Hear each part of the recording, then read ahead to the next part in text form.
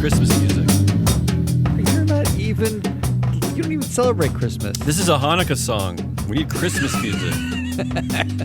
Live from a Christmas box of ESG-shaped socks from an AI sheep. Actually, that reality is kind of here now.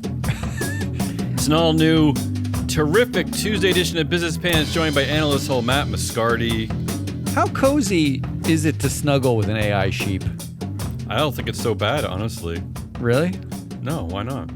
I don't know what you're talking about. Today's Larry Fink eggnog latte. I'm sticking with the, that's not a pun. That's just a little wordplay. Larry Fink eggnog latte. Called I don't get it. December 23rd, 2025. A 2025 year-end quiz. Yay! Is there anybody cheering for that? No. Well, I got to tell you, I worked long and hard on this, and as stupid as it is, there are a lot of things to learn in here, ostensibly. It's all based on fact. It's all. I looked at all of our shows from this year, and these are questions from January to today. So. Well, I will tell you, I ran every headline. So for those of you who listen to the show, for those of that one you that listens to the show, just pretend. I downloaded every headline that Damien pulled this year, and every single one. There were close to 20,000 headlines that you pulled over the course of the year. That's not an exaggeration. That's why I'm actual, so depressed. And I ran it through AI. And I said, what were the major themes of the year? We'll see if your quiz show represents what AI pulled out. Well, that's a shame, too, because I was going to categorize my quiz, but then I thought, I'm just going to jumble it up so it doesn't get too, we don't get stuck in the mud. Jumbly-bumbly is better anyway. This is jumbled up. All right, well, let's see. I don't know if you're going to make any sense of. Let's see if you can make sense of my quiz overall. I don't know that there are Well, I'll let you figure it out. Yeah, let's do this. Is there a score? Is it just? I'm actually going to give you a point for each correct answer, and then I have a little scoring rubric at the end. I'll anoint you something, a title. I get based a title on our quiz. Yeah, my victory is a title. See how well you remember. All of these from our shows. You ready? Do we have music for this? No, we don't have music for this. All you have is scary Halloween music anyway. That's what I got. Oh, by the way, our show today is being sponsored by FreeFlow Analytics and FreeFlowAnalytics.com, the only platform measuring board power, connections, and performance for free.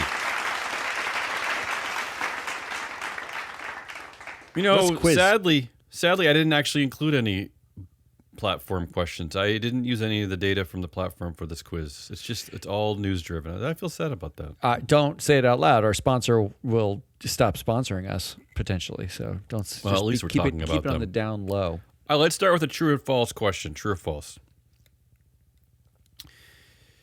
Nearly half of directors think their board adds insufficient value. That's like a double negative. Nearly half of directors think the board that they're on adds insufficient value. And that's nearly half. Oh, my God, yeah. That is true. I know that's true. Yeah. I don't have a... Give yourself a... Yeah, that's true. You can play the game. You can play the buzzer game over there. What percentage of directors said their board adds no value at all? And I'll give you choices here. No value at all. Can I give you a number? I'm just going to give you a number. No, I don't. But I have some choices. I'm going to guess 22%. Well, you know what? Just ring the bell. The answer is 18%, but that's really, closest to. I was going to give you some really choices. Bad. Yeah, so that's 1 out of 5 directors, and on average, that I would say that's 2 directors per U.S. board, right? Yeah, roughly about 9, 10 directors. Yeah, roughly. So look around the room. No people. Value at all. That's their words, not our words. I want every director that's listening to the show to stop. I want you to look at, go to the website of the company and look at all the pictures of your colleagues and try to guess which 2 of you think that your job is pointless on this board and you get paid $400,000 a year to do it. Female CEOs. Where are we at the Fortune 500? What's the percentage of female CEOs 2025? Oh, it dropped. I believe it was like 13-ish%. I'm going to go with 7%. I'm going to give you a wrong answer on that one. You're closer with 13. The internet claims it's currently at 11%, but this does fluctuate pretty frequently. But it's sad that should be a correct answer because that should be close enough. But really, I think that when you get this low, I think it's important to. We're literally talking about 1% difference. Yeah, because one woman added sucks. actually makes a difference in these percentages. Unfortunately, that's sad. It's a sad reality. So I'm going to not give you a point on that one. Ugh. Okay, here we go. Off And to a horrible start. I can do multiple choice if you prefer. Women hold 24% of CEO pipeline roles. Right? You get that?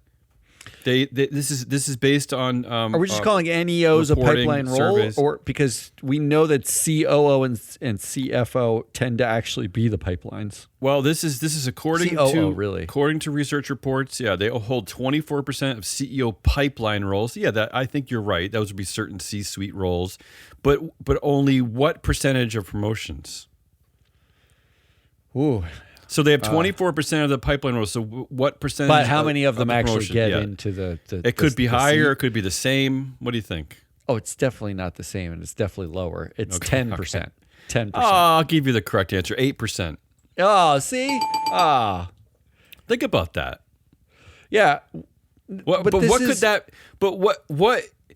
is that other than straight misogyny or sexism or what is that?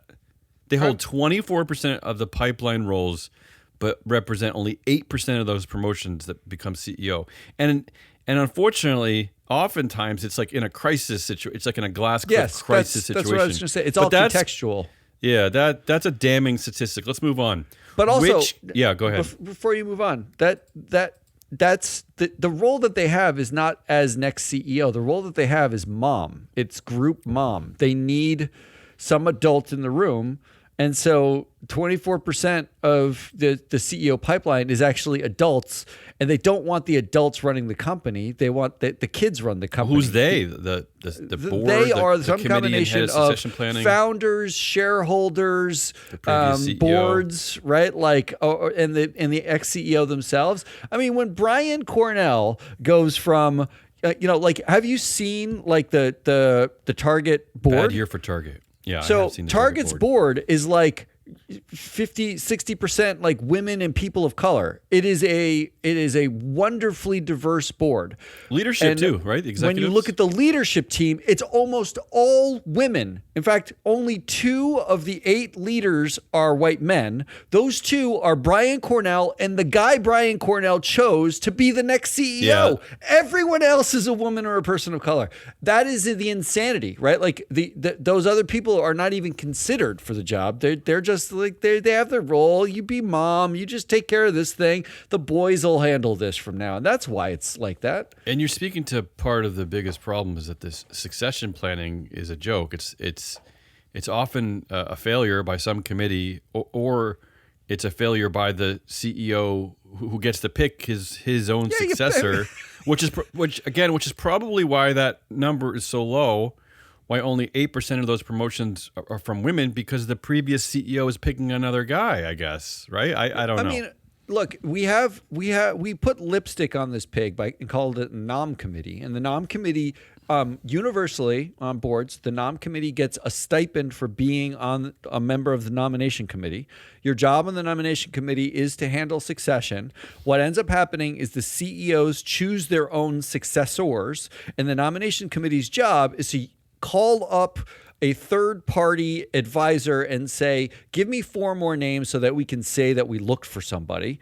And that's it. And then you get an extra like $50,000 for that or more options. Right? It's a joke. It's a joke. Investors, you should be pissed off that anybody on the Nom Committee gets any extra money, given that we know the CEOs just choose their own like successors 90% of the time.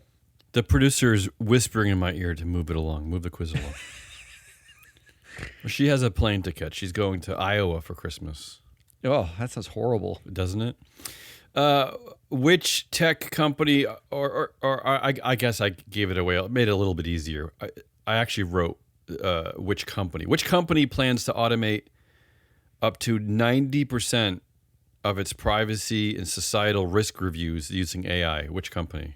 You understand the question? Very meta. Oh, there you go. Very meta. Yeah, That's it. Don't look any further. I would have struggled with that one because I feel like it could have been any of them, but why was it so obvious? Well, because It's very Zuckerbergian. yeah, it's Zuckerbergian. First of all, like no one can challenge Zuck, right? Like he'll That's just come true, out that's and true. say something like that. And second of all, in the move to Trumpism, which and hyper-masculine tech broism, hyper-masculine is the wrong word. It's like hyper-teenageism, right? Like It's funny because Sheryl Sandberg in the news this week for saying that the masculinity of the tech bros is a major societal problem. yeah, right it's now. a huge problem. Like Yeah. and Sheryl Sandberg, knows. former COO at Meta. At Meta, she knows because she knows. She knows. Like she knows Zuckerberg She knows. is basically a little boy. He's a Yeah, boy. and he was He's a man child. And back then he was acting a little bit more like he cared about society. Now he's just pissing on everything. Well, yeah. Now we realize I have dual class shares and no one can stop me, Think and so about I that. can just go hang out with. Think Trump. about that. But Automate up but to it just- 90% of privacy and societal risk sounds reviews like using AI. Yeah, It's it sounds crazy. like something he would do. That's all. Why did BlackRock get removed from Texas's boycott list? Was it because of a legal challenge? Was it an accounting error? Was it because they promised not to say climate out loud? Or was it because of their ESG retreat? I think it was after they pulled out of G fans, like those climate groups. I'm going to go with the climate one, not the. Well, that's kind of the same generalized. answer. Yeah, it's an ESG retreat. It's the same answer. I mean, that seems like a headline writer, calling everything ESG. So all they had to do is I'm giving myself a correct. all they had to do is just because of the state of Texas, all they had to do is just change their core beliefs. They had all they had to do. They threw their principles into a volcano, and then that was enough. I mean, that's kind of sad, no? But look, unbeknownst to Texas, Yeah. they did not stop buying the data. Right. So they have no beliefs, but lots of data now. Sticking with our 2025 quiz again, these are questions from all across the year, from shows from all across the year. Here's one that we covered earlier. Why did Pepsi say it delayed its net zero targets from 2040 to 2050? I have some choices for you. The board miscalculated emissions. No, that's insane. Shareholders voted against climate goals. Definitely not. A change in climate accounting rules. No. Or the systems around us weren't ready. That's it. The systems around us weren't ready. That's a direct quote. They blamed everybody else for them. Literally everyone else. And this is 15 years before 2040 for those of you who are too stupid to do the math. I doing on math the in my other head. hand, I'm smart enough to do the math. I didn't even need paper for that. I just did that at the top of my Really? head. You did that without wow. The quote is the systems around us, end quote. I mean, come on. I mean, what is that? Really, what is that? I mean, it's fabulous. It's the great.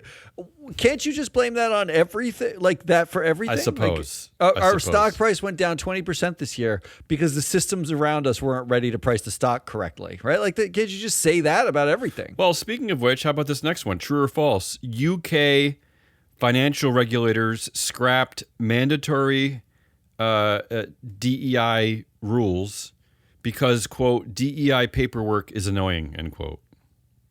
What is that the question? Oh, that's True or false? Is that why did they scrap mandatory DEI rules because of No, how I annoying think the that's paperwork false. is? I think that's false. Actually, you're wrong. The Oh, UK, no. it's true. UK financial regulators scrapped mandatory DEI rules, citing regulatory burden. They claimed it was too much effort, essentially, to fill out all the paperwork.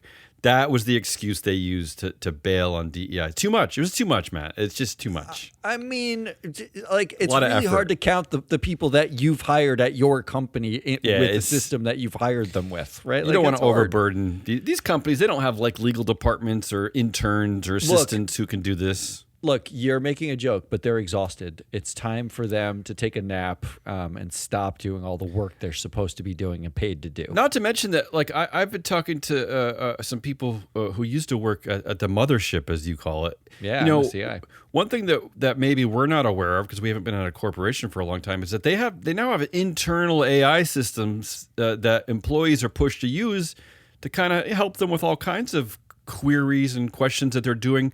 They could just use their own AI system to help them fill out the paperwork, right? I mean, these companies have this set up already, like combing through their data and combing through, right?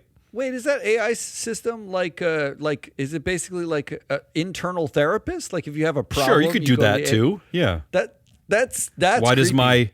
Why does my What do we need co-cubicle mate humans smell for? like tuna fish? Just get rid of people. Just stop it now. Like why are we hesitating? Let's stay with DEI. The new acronym JP Morgan prefers over DEI is, I'll give you some choices here. Is it D and I? Ampersand?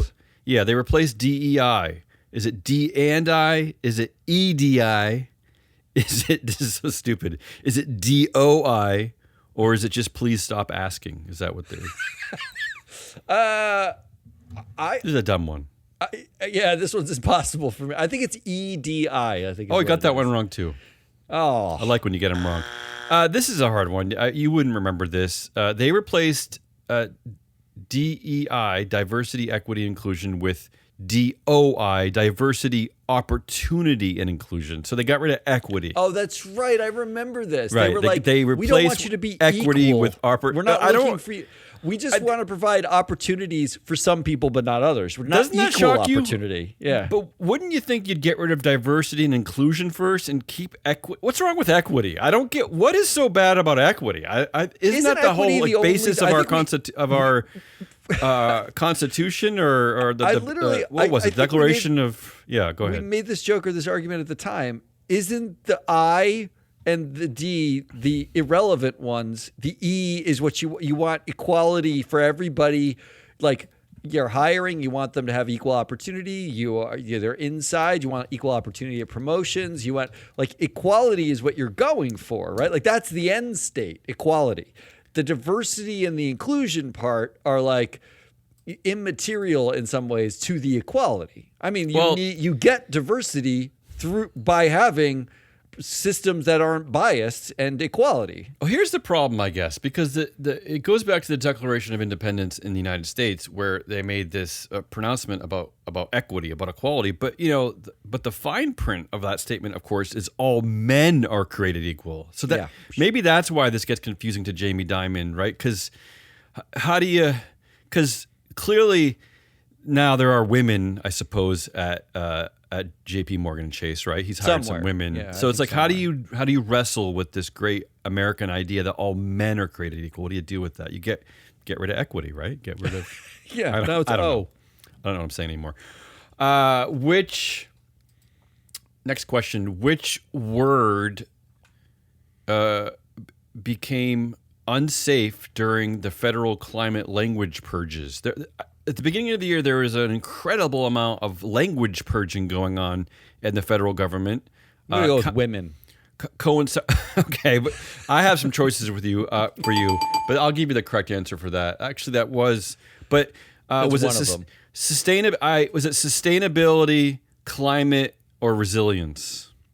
All of them. Yeah, I didn't give you the D, which is all of them, you coward. Yeah, that's right. It is all of them.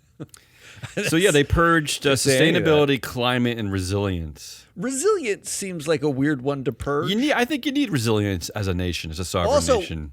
If you are talking about the actual climate, not like the thing that people pretend is a hoax, climate change. If you're saying something like, "Oh, the climate outside, it's warm," what?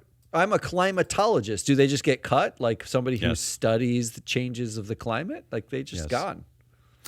Which CEO criticized ISS and Glass Lewis as incompetent, quote unquote? Incompetent. You know what? I thought that was the answer too. It was actually Elon Musk. Elon Musk did it too. It was Elon Musk. Did Jamie do it too? I believe Jamie did it too. I'll have our producers look into that one, but I'm going to give you a wrong answer. The reporting I have says it's Elon Musk. Jamie Sorry. Jamie did have some choice words against ISS and Glass Lewis this year. No. In fact, the producers have looked this up. Yes. Quote, they are incompetent, Mr. Diamond said at a BlackRock retirement summit. They are owned by the NGOs. Okay, so both. Their data So I'm sure they wrong. both said it. Yeah. Yeah, they both said it. So I get I'll give full you credit for that correct one. answer. So I'm going to take one away from the test writer, the Yeah, quizmaster. Me. Yeah. Which phrase best describes modern CEO accountability? Okay. Okay. Yeah. Or really, it's None? which word? I should say which word. None. Okay, well, listen to the words. Okay. Robust, Okay. improving, optional, or decorative. Oh. Now this seems like this is coming from just the test writer's head, not headline. Oh, of sure. some kind. I don't know. Yeah. And if it's coming from the test writer's head, optional seems like the one you might read in a news story. Decorative is the one that the test writer would write. I'm gonna go with optional. Yes, you're right. It's optional. I know. I actually think optional is the best answer because I don't even think they pretend. Well, I know maybe I'm wrong. Maybe they do pretend that there's accountability for CEOs, except for the fact, because the tenures are kind of short, and if you date improperly in your organization, you do get fired, I think. But that's about it, right? But you still walk away with money and the equity, so you don't actually. There's no actual accountability. You still get rehired pretty quickly, but they pretend that there's accountability, right? Like they do make you step down. You stay on as a chair, I guess, but still, the press says that you're fired even though you stay. Like Brian, they pretend that Brian Cornell is leaving Target. So is that their version of accountability? Like he's stepping down as CEO, keeping all his equity, but becoming chair. But that's And getting Target paid like an executive. Yes, but Target is like holding him accountable, right, by replacing him or something. Yes, he's accountable. Yes. So maybe it is decorative. But I think optional is the right Optional answer. is better. Yeah. All right, that's a stupid one. How many women? This is a tough one. I struggled with the research on this one, so there is a little bit of a loose area here.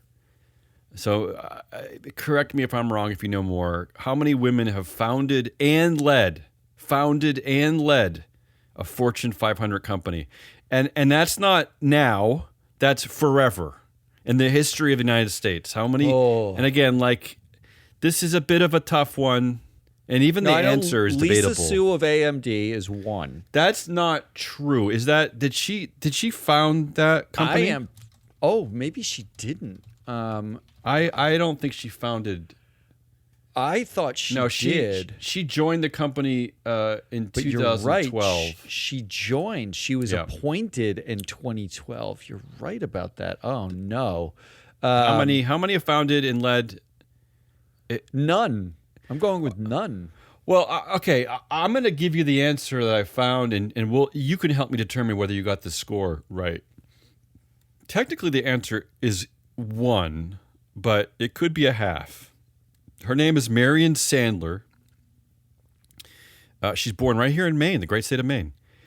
She founded a company called Golden West Financial. However, she was the co-founder and co-CEO with her husband. Oh, I remember this. No, Herbert. So you're not going to, it does not count. But still on the books, though. It's still on the books.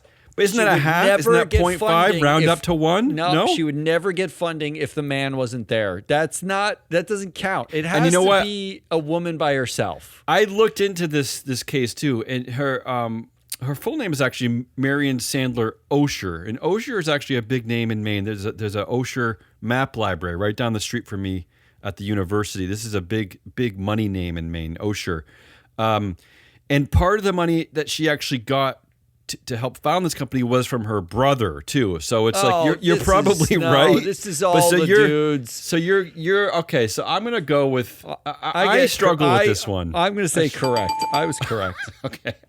I really struggle with this one. I really want to give Marion credit here, But look, I'm not saying she didn't work hard, that she's not like leading the company. I'm not saying that stuff. I'm saying the point of this is there are 0 women who, without being attached to their husband, their dad, brother, their uncle, their brother, like have gone out and founded a company because they can't get the funding. No one will help them. No one supports them. And then they got to stay in charge the whole time after founding the company, and it goes public and it becomes a Fortune 500 company.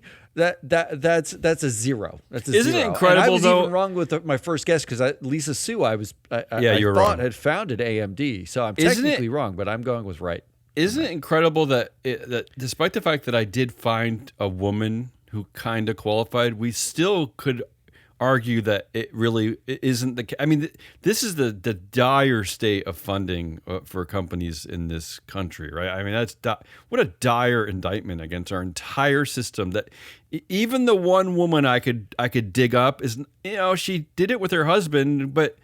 Which I still think counts, but I hear what you're saying. I think it maybe doesn't count. Look, you're right about it being dire. I mean, if you want better evidence of systemic bias, there isn't any, right? It wouldn't. It's not. Even if the answer were 4, it's still dire. But we couldn't even really find one. It's not statistically possible, if the system was remotely equitable, that there would be 0 legit solo female founders of a Fortune 500 company in history. Not like right now, ever. That's psychotic. Because I believe that Marion Sandler is no longer with us. I mean, I think that this is. I'm sorry, Marion. This is a woman. Yeah, she died in 2012. So this was something that happened a long time ago. I mean, this is not even current. So so let's stay with the theme. What true or false? Board gender diversity representing women on boards has plateaued around 30%. Oh, that's true. It actually receded. It's slightly down. Yeah, I'll give you that's a correct answer. Why do we think? Why would it? Remember back at the mothership? I mean, we're going back at least 10 years now. There were these goals. These goals. 30% was like this target. A few organizations were bold enough to say 40%, which I think actually represents true equity. But there were these initial goals, 30%. There were a lot of organizations that even had the 30% in their names, right? Yeah. Why do we think we plateaued at 30? What about, right? Do we think it just represents some kind of, for a lack of a better pun, like lipstick on a pig? Like, no. Pretend we're pretending that there's. So first of all, gender representation. Well, the number was always like you need to coalesce around something for a push, but the number does not actually mean equality, because what the free flow analytics data suggests is the average gender power gap, meaning the power that women have on these boards is negative, right? Like there's more women on the board than their power. This is just a body count. It's pure body count. And it comes from the idea that if the boards are roughly have 10 people, you need at least 3 people of any underrepresented subset to actually have enough power to do anything. But right? let's think about like the implications, right? Like it was a slow, very slow, multi-decade rise to get to 30% women, just women. We're not talking about people of color. We're talking about women, body count on the board, right? As soon as you hit that, 2 things happen. Investors no longer are voting against nomination chairs and nom committees for not having 30% women, right? Like that happens less and less and less. So the pressure's off. And number 2, you invite the backlash because you quote won. Didn't you? Like the 30% they only hit 2 years ago. It was like in the very recent past, and it directly coincides with the rise of anti-woke, anti-DEI conservative ideology. It represents like women have achieved some low level of access to boardrooms where they didn't have access before. They don't have power necessarily in them, but they got access. Good way of stating it. It's access, not power. And the reality is, as soon as people look around and like even boards themselves, do you remember the PwC does board surveys every single year? Yeah. And 2 or 3 years ago, directors themselves, when surveyed, said they were tired of talking about diversity on the board, they're and gender diversity. They tired of it, literally yeah. said, we're tired of it, right? Yeah. Because It's enough already, right? like we hit some milestone. Can we stop talking about it now? It's like when Obama got elected U.S. president. It's like racism is dead. Oh, racism's got to be dead because a black guy got a job, right? Right. Like, so I think that's it. That's what, and it's not just going to plateau. The stats are actually staggering that the number of new women getting it's open board diminished. seats Yeah. has dropped exponentially. Well, like now we're not putting women in the board seats at Because all. to your and the men point- are expanding the boards and adding more men. To your point, and to use an analogy, you do have to keep your eyes on the prize. You have to keep your foot on the pedal. You can't let down in this fight. You because then the numbers will start to go down. You have to stay fighting even for access. The reason why you there's such a focus on just the numbers, and the reason why people are going to hate that and fight against it, and it becomes a numbers game, and then people are like, is diversity just a numbers game? Is because no one's focused on the people themselves. If you focused on That's whether true. or not the people are qualified for the job, then you wouldn't have a problem about needing 30% women because they're highly qualified for the jobs. Just give them the fucking jobs. But you Right. don't have that. What you have is a numbers game and then the pushback, and we're going to see numbers recede. And if it doesn't turn around in 2026, and I don't mean like adding more women to the board, but like actually saying the directors are who? Who are these people? What are their skills? What do they do? Should they have this job? You're never going to get where you want to get to anyway. That's the prize, not 30% women. The prize is you look at my fucking resume, forget my genitals. Just, I know I'm qualified for this job. And I know I'm at least, if not more qualified than the dopey white guys in this room. What percentage? Okay, so that number, 30% of boards were about 30% of boards represented by women. What percentage of Russell 3000 boards have 50% women? That's really not too far from 30%. Really, that could be like a couple of directors here or there, right? Like, so what percentage? Like 2 directors. What percentage of Russell 3000 boards have 50% women? Actual parity. I'm trying to think of the data. I think it's like 9%, 11%. It's I'm low. gonna. I'll give you a point. I was going to give you choices on this one, and the choices I was going to give you were 6, 15, and 22. The answer is actually a bit more dire than what you stated, but it's 6%. That's close. Ooh. You were close. Yeah. Want to give yourself a wrong answer there? Is that a wrong answer? I'm going to give myself a wrong answer. All right. That's the one that I should know, looking at the data as 6%. much as I know. 6%, 9%. I overstated it by 50%. But the men, funny enough, the men have called that number enough to declare victory. They think that's That's enough. fine. That's fine. Right? We're fine. We're done. All right, based on all that, true or false? MI6, the famous spy organization in the UK, the MI6 they appointed its first female leader in 2025. Is that true or false? That's true. That's true. Yeah. So MI6 got there before corporate America, essentially. MI6, the famous spy, they can manage to have a woman leading. I'm sorry. There is no bigger like in your face than Mexico having a Jewish climate woman, scientist, climate Jewish climate scientist scientist leading the country before the U.S. even votes for MI6. like 50% women in Congress, much less the presidency.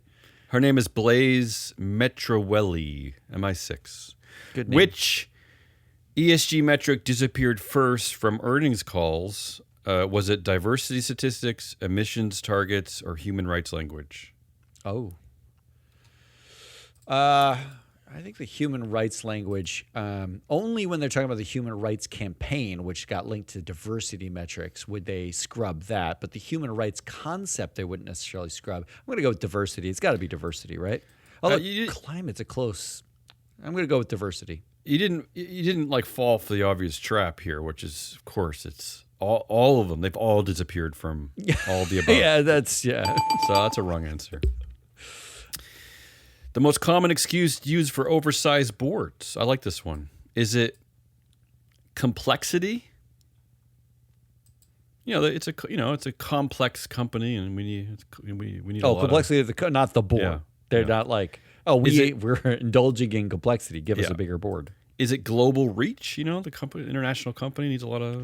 Is it quote unquote? We need all these people. That's the That's excuse. just it. Just we need. Or them. is it founder feelings? The feelings of the founder. They really like having a lot of people around. Which is it? What's the excuse used? I will say for these ridiculously oversized boards where nothing can get done. And it probably makes the power of the CEO even stronger because it's like, how can you even make a decision?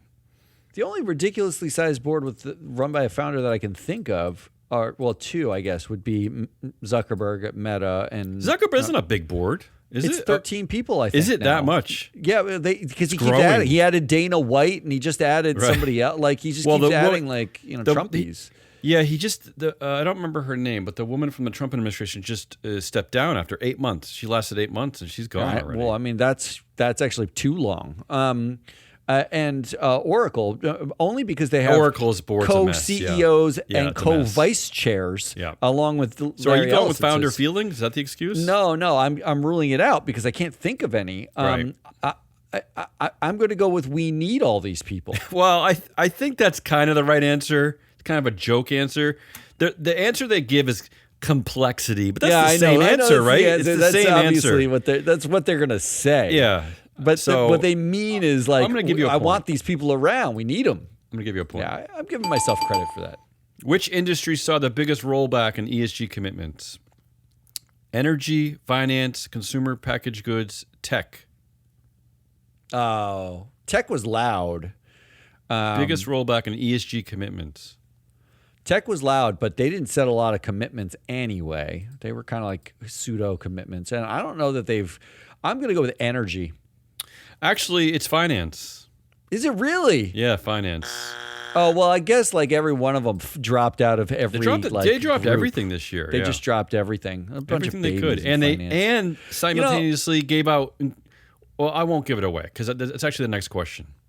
All right, do the next question. What's the fastest growing category of CEO compensation? Is it cash bonuses, stock options, performance shares, or retention awards? Retention for bonus. staying? Yeah, it's a retention bonus. No, you didn't give it away. But I mean, ironically, it has been cited that it is the finance industry who is ditching ESG commitments, and yet the 2025 was the year of these stupid shareholder unfriendly retention awards, just throwing cash and equity at their CEOs and NEOs. Like if you took a holistic view of the finance industry going back to 2019, right, pre-pandemic through the pandemic up to now, you'd recognize that the whole sector is really just a chameleon sector. It's whatever everyone's talking about is the thing that they're going to do. So they were all about George Floyd and Jamie Dimon kneeling in front of a city branch like that fucking idiot, and diversity and all the stuff, and including BlackRock voting for more precatory proposals that are climate than ever in 2021 and 22, and then immediately on regime change and pushback, they just back off all of it. They don't care.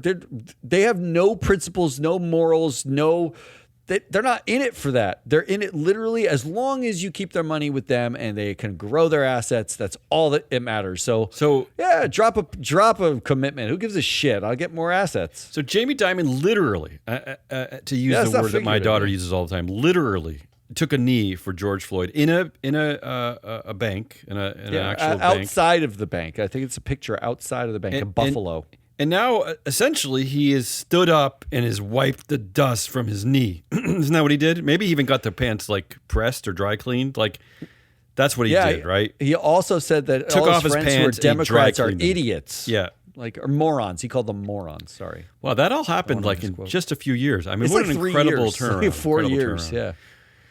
Luckily, only 4 more questions. This is 25 for 25 Christmas quiz. Is that what this is? Christmas quiz. What's the most common DEI rebrand in 2025? What are they calling it? Are they calling it belonging? Are they calling it culture? Are they calling it talent strategy? Or are they calling it risk management? How are they rebranding DEI? To talent strategy, because it feels most meritocracy. That's it. Talent strategy. It's so stupid. Talent strategy. It doesn't feel meritocratic. That's why you say it that way. Talent strategy. What actually drives CEO pay upward during stock declines? Is it fear, board discretion, retention risk, or peer benchmarking? It's a weird question. This is a weird question. Where did this one come from? I don't even know where this question came from. I think I had to get the 25 questions, and I guess that one got in there. I mean, if you're going to go into the peer piece of that answer, that's like a nuanced super. So for people who don't know, like you read like the compensation tables, and they choose a peer group by which to compare your CEO at your company to other CEOs at other companies. And that peer group is not chosen like based on some commonly accepted sector. They say it's chosen based on who they would compete with for CEO talent. And they can just name any company in that, right? Like there are funny examples of like a railroad that has like, Mark Zuckerberg on the, in it, because that's who they compete with for talent. You can make it up. So that's a really nuanced answer. I'm not going to go with that because that seems nuts that you would choose that one as a nuanced answer. But here's what the quiz writer has just whispered in my ear. What the quiz writer is trying to get to here is that what the question means is that even though the companies are not doing well, the stock is declining, it's bad for shareholders. How could CEO keep going up? Went up 10% this year. How is it that that's possible? Why wouldn't it be going down based on the fact that the company is struggling, or how does it remain afloat? How does it go up? So, I mean, part of the answer is the fact that they get paid whether they're the worst performer or not. Well, that's what the answer is trying to get to. Yeah. What makes that possible? Because they set a threshold of 75% pay, even if they're in the bottom quartile of pay. Well, I'm going to say all of the above. I'm going to say all of the above. That's what I'm going to go with. I'll just give you a point, but it is peer benchmarking, which is what you're saying. Well, it's what you're saying. If you're targeting, if it's based on quartiles, the quartiles are referring to peers, right? They're referring to the people in your industry, the people in the index. Like you can't lose is the point, right? You can't. It doesn't. No matter what, earnings are down, stock is down. It doesn't matter. The pay is going to go up because you're comparing it to each other, right? And you can't lose. Is my point. Like I remember when we were back at the mothership, I did like a short paper on peers or a podcast on it at the time, and I desperately wanted a data set that was somebody who went through every proxy statement and wrote down what the company said their peers were and watched them change, because I did it on a really small scale at like a half dozen companies, and they changed their peers without telling you why or how those were chosen. Like one year they'll have a group and the next year they'll have a group with a couple of different ones in there. And you're like, well, what makes them your peers? And I think to your point, they become your peers when you want some worse performers than you, or you want to, game pay in some way. And you don't have visibility into that. I wish there was. Is that a data set somewhere? I want that. Should Free be. Float. Get that. Free Float Analytics. Just go get it. Why are women overrepresented in glass cliff roles? Is it because of their risk tolerance? Is it crisis optics? Is it a limited pipeline, or is it convenient scapegoating? What is the reason? Convenient scapegoating. Are we? The real answer is it's the crisis optics. To your point earlier, it is about hiring a mommy, right? That they think that people think that by putting a woman in the role that things will be cleaned up. They make her apologize usually for stuff she didn't do. You're not agreeing here. No, because you have the Qantas new CEO who comes in Australia. Crisis optics. Comes in like chosen by the board for crisis optics, But the reality is she immediately came out and the first thing she said is, I apologize for everything this company's ever done. But she spent nothing but time apologizing, which is scapegoating. She just... But why scapegoat her? What's the point of scapegoating if it's not to like fool the public into that we're cleaning this up? Like, why would you scapegoat a random person? The boys go back to their yacht with the bags of money that they took out of the company, and the woman goes and apologizes, and as if it was her fault. In my heart, I believe what you're saying, but I got to go with Crisis Optics there. And finally, this is a rigged finally, show. 25 for 25. All these questions based on the scripts of our shows for 2025. What is the most accurate definition of independent director in 2025? Okay. What is our definition? What was the most accurate definition of independent director in 2025? Is it no financial ties, no employment ties, no visible conflict, or no intention of rocking the boat? I mean, the answer on a board is no intention of rocking the boat. Yes, that's the correct answer. Yeah. So, well, no, but I think that's where we've come to in 2025 is that is really what they're looking for with independence. Like that's why the Kimball Musks of the world, the Robin Denholms, are still independent because they're not going to irritate. They're not. Okay, that's true. That's true. Because although I thought you made the claim that if you don't live with the family member, they could still be considered independent. They list him as not independent in their proxy. So it's.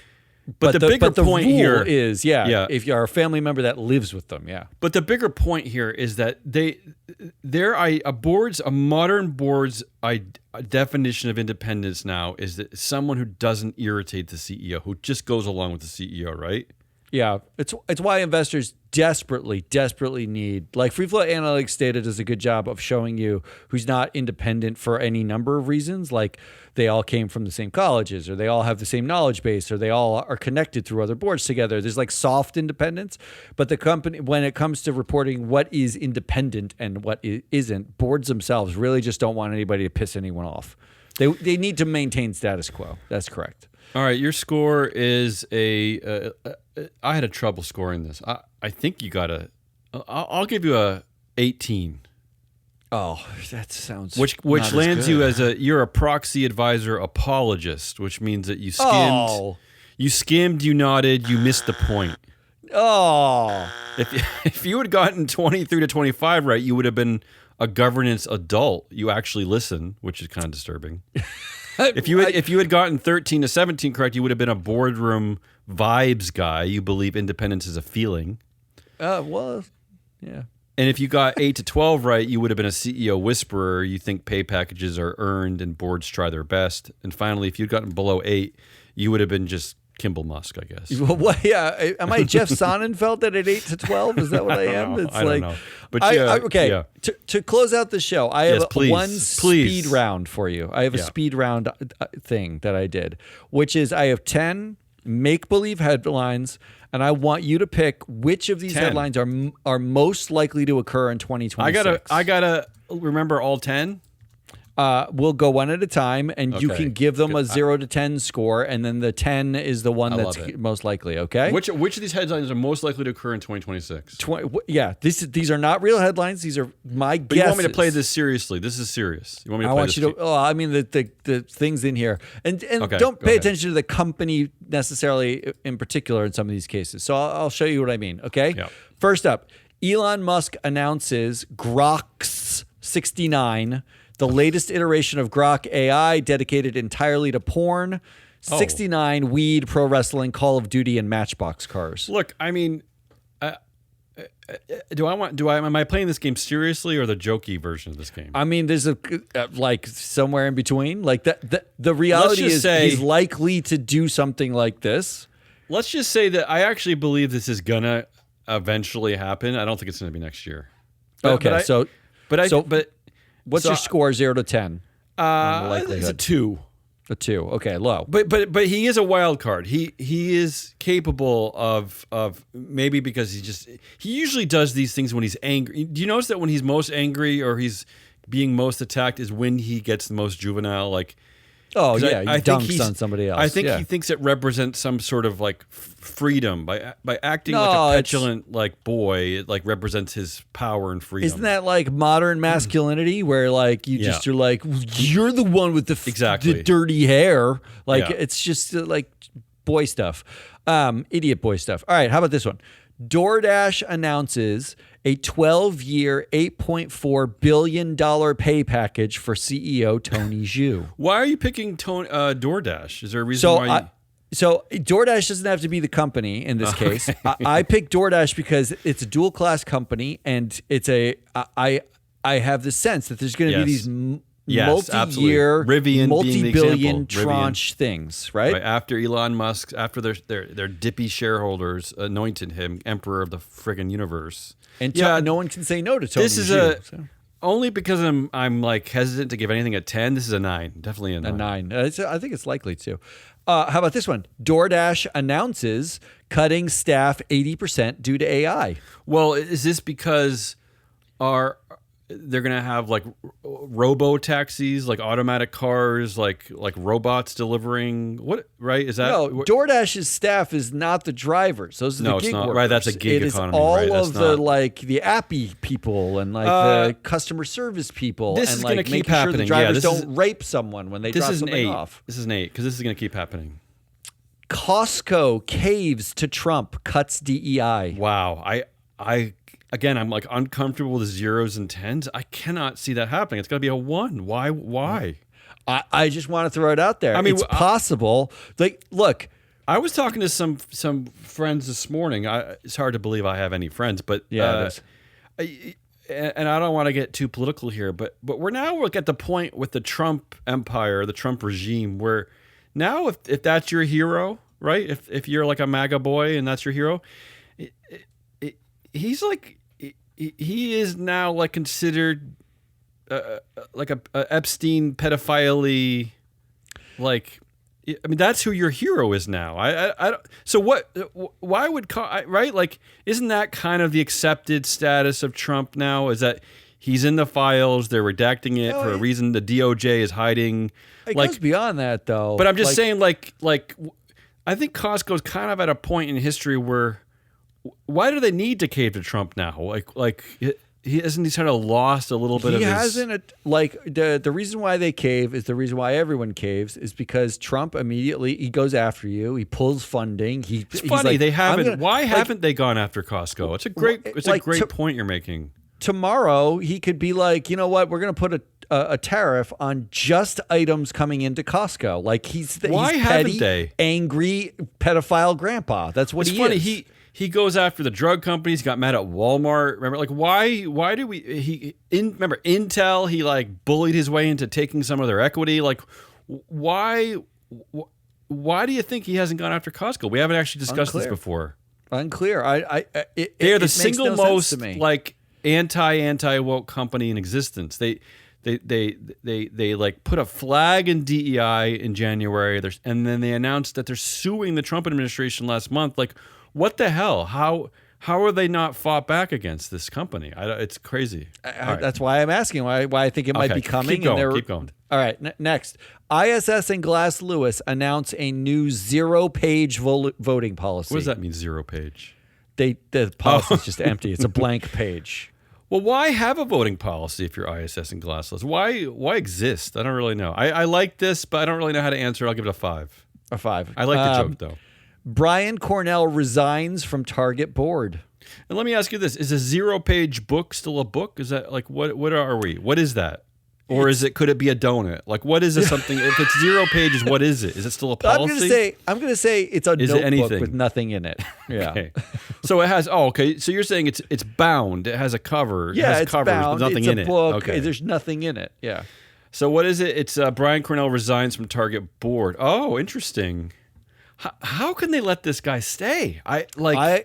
This is the thing. Isn't he kind of the embodiment of failure at this company? This company, all the headlines are bad for this company. Is this the year where there's so much like investors basically they don't vote him out, but he gets like 52% of the vote or something, and he stays. Maybe this But is then he why they resigns. kept him. Maybe this is why he stayed as executive chair. Although it's really because he calls all the shots. But maybe it's because it's one more scapegoat for the 2026, like, because they're going to continue failing, and so maybe by firing him, they can appease something. I don't know what though. Like, I feel like they've lost their. They've waited so long to do anything that they've lost their loyal customer base. So I don't even know what they're trying to. They're like the Cracker Barrel of the retail. So I like this one. I'm going to give this. I think he might. I think it's a 7. Ooh, that's pretty high. So I think it is an interesting, like, it's a crisis optic moment, right? Yeah, well, speaking of crisis optic moment, and this isn't, you don't have to pay attention to the company in this one. I just picked a company, but CEO of McDonald's refuses to resign after admitting to affair with other executives. Well, I'm glad you brought this up. Coming? Because it's kind of like the case with, we talk about it all the time. How is it that attendance became the only thing that people cared about? Like, if you're a board member and you didn't attend this mythical arbitrary number, 75% of board meetings, whatever the hell that means. What the hell does 75% even mean? It means nothing. Absolutely nothing. How is it that that's the one thing that people who pay attention to proxy voting, it's a line too far, right? Yeah. The same thing goes with CEOs. They are held accountable for nothing, and they still get paid. They get overpaid. They get raises. They get bonuses. They get new jobs. They get other board roles. They can be in prison and they still come out and they get like, it doesn't matter, right? So why is it that the one thing that we've still been firing CEOs for is like, these we think they're consensual relationships with other employees? So I actually agree with you. I think there is going to be a CEO who's finally like, no, I'm like, go F yourself. I'm a man. Yeah. Don't tell me what to do. In fact, give me a bigger bonus because I'm mad at you. Like, I'm for pointing it out. I call this an 8.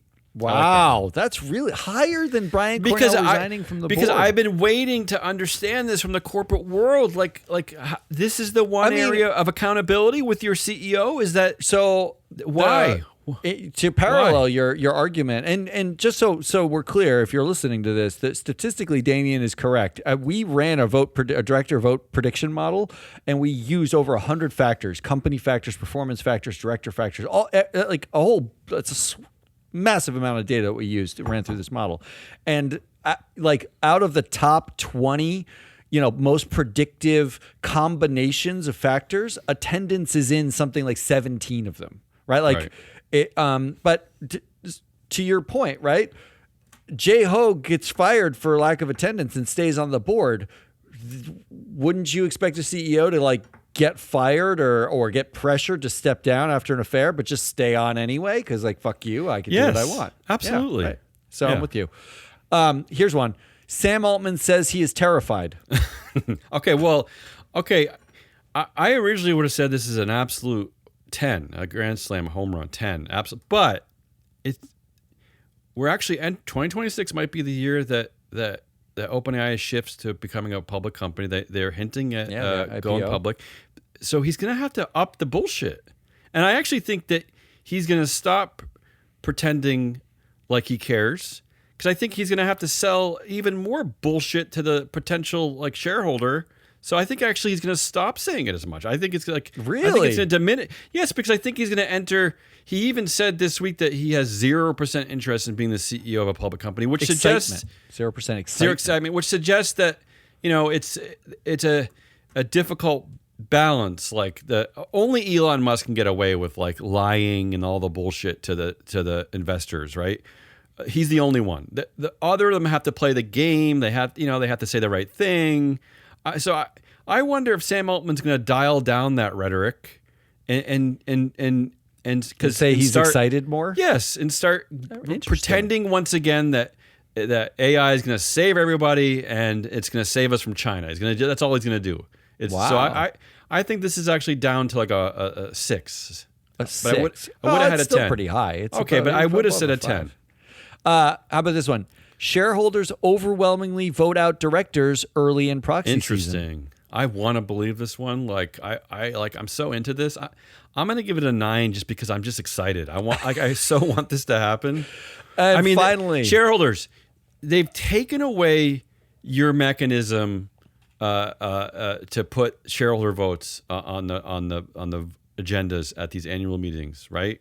It's a purely political play. It's pure bullshit. And in fact, I saw that that one of the biggest outcomes of these proposals, one of the biggest reasons in the last few years why these shareholder proposals get excluded is because of engagement with the company, right? So what these allow you to do, so even if they don't get on the ballot, they help you engage with the company. They help you create conversation and some kind of meaningful exchange, maybe some kind of concession from the company.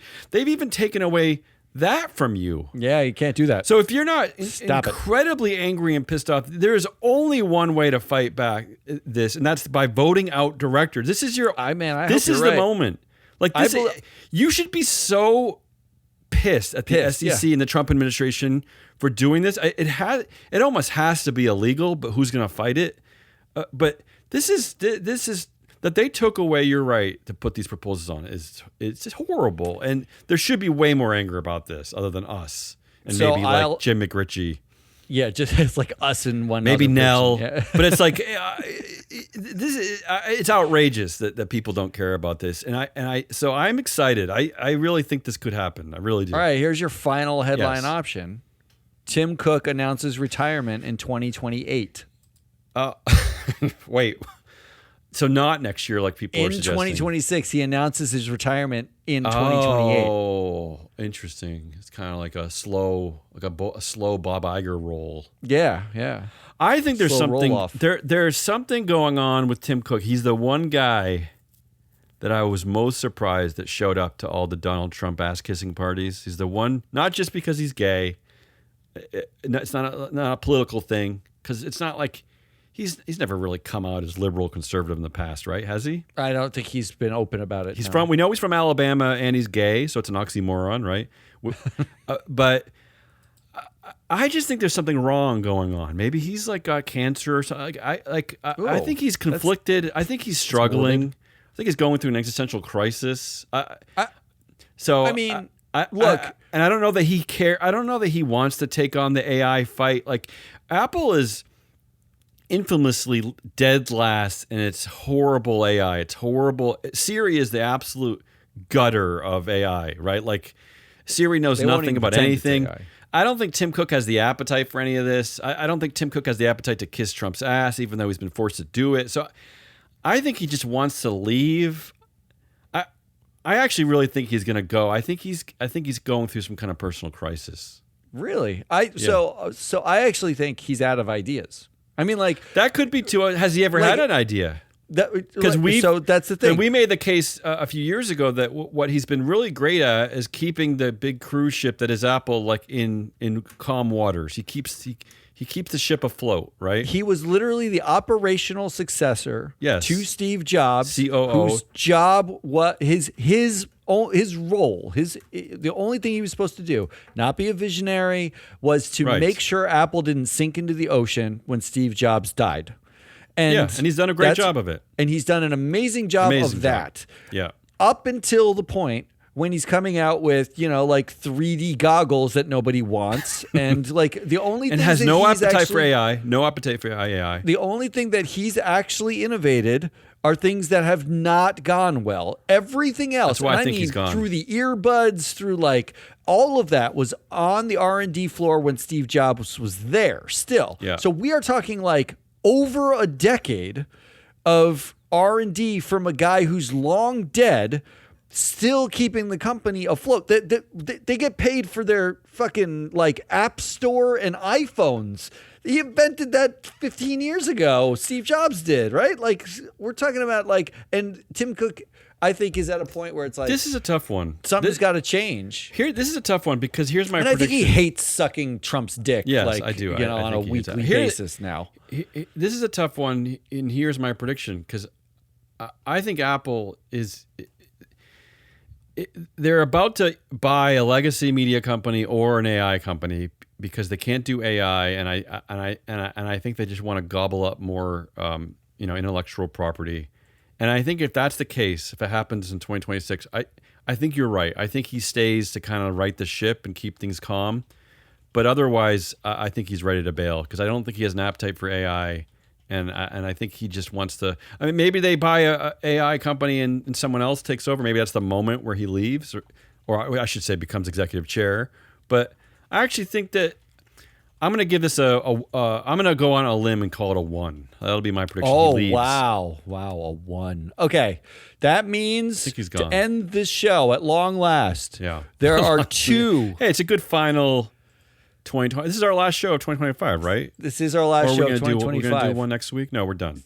So while I people a ended break. the show as what was my matrix? You're I was a like proxy, a proxy advisor apologist. apologist. You Yeah, skimmed, you nodded, you missed the point. You end the show by saying the most likely headlines to occur in 2026 are shareholders overwhelmingly vote out directors early in the proxy season, and Wow. Why did I do DoorDash that? and or some company announces a multi-year, many billion-dollar pay package. Using for the their horrible CEO. word tranche, my least favorite word, tranche. Tranche. Yeah. And by the way, what I think was least likely to occur, I think Tim Cook will step down, and Costco's not caving to Trump. And Costco doesn't cave, and yeah. Tim Cook does step down earlier than 2028. That's all we got. I mean, that's all we got. Come on, that's a lot. That was a lot. That's Hazelnut Rallis. I'm your analyst, Matt Mascardi. We'll be back in 2026. For us, it's like another year changes. It doesn't really matter. The data keeps coming. The data stays the same. The headlines stay the same. So we'll be back with more of this. We've got some amazing updates to the platform coming in 2026. We got some amazing things happening on the Free Flow Analytics, our sponsor side. But have a happy, safe holiday if you celebrate a holiday now. If not, enjoy the fact that every other moron is on a holiday. We'll see you next year. Until then, goodbye.